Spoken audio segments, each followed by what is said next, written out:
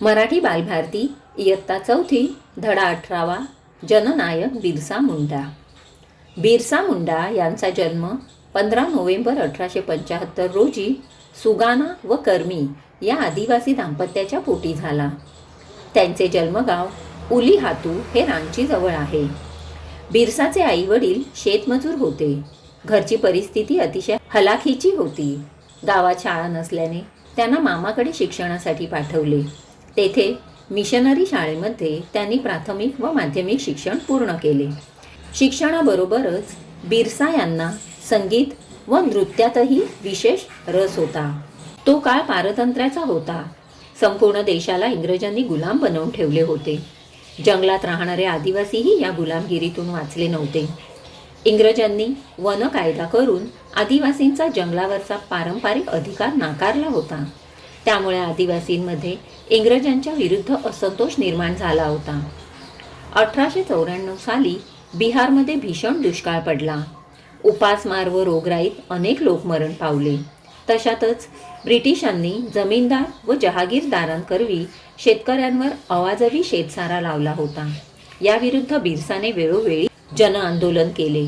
यामुळे संतप्त होऊन इंग्रज सरकारने 1895 मध्ये बिरसा मुंडा यांना 2 वर्षाची सक्त मजुरीची शिक्षा ठोठावली।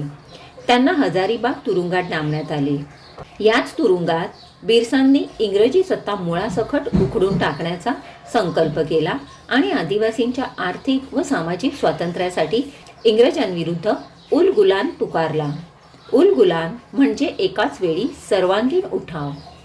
1897 नंतर बिरसा मुंडा यांच्या नेतृत्वाखाली आदिवासींनी आपल्या पारंपरिक शस्त्रांद्वारे अनेक लढाया केल्या। ब्रिटिशांना जेरीस आणले, परंतु ब्रिटिशांच्या आधुनिक शस्त्रांपुढे व मोठ्या सैन्यबळापुढे आदिवासी क्रांतिकारकांचा टिकाव लागू शकला नाही। 1898 मध्ये एका नदीकाठी झालेल्या लढाईत सुमारे 400 आदिवासी क्रांतिकारक शहीद झाले। आपल्या 25 वर्षाच्या आयुष्यात बिरसा मुंडा यांनी आदिवासी समाजाच्या शोषणाचे मूळ परकीय राजकीय व्यवस्थेत आहे हे ओळखले। त्याविरुद्ध आदिवासी समाजाला संघटित केले। ब्रिटिश सत्तेविरुद्ध वेळोवेळी लढे पुकारले। त्याचबरोबर आदिवासींचे आर्थिक शोषण करणाऱ्या जमीनदार व जहागीरदार यांच्या विरोधातही बंड पुकारले।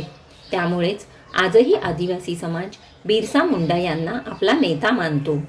त्यांच्या या कार्यामुळे त्यांना स्वातंत्र्य लढ्याच्या इतिहासात महत्त्वाचे स्थान आहे। सन 1900 मध्ये बिरसा मुंडा पहाडांमध्ये आदिवासी जनतेस मार्गदर्शन करत असताना ब्रिटिश सैन्याने अचानक हल्ला चढवला।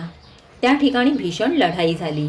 बिरसा मुंडांना चक्रधरपूर येथे बंदी बनवून रांची येथील कारागृहात त्यांची रवानगी करण्यात आली।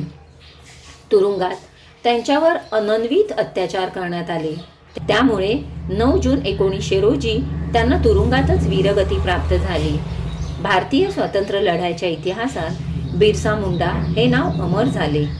या वीराने आदिवासींच्या न्याय्य हक्कांसाठी मोठा लढा दिला। त्यामुळे लोकांनी त्यांना जननायक हा किताब बहाल केला।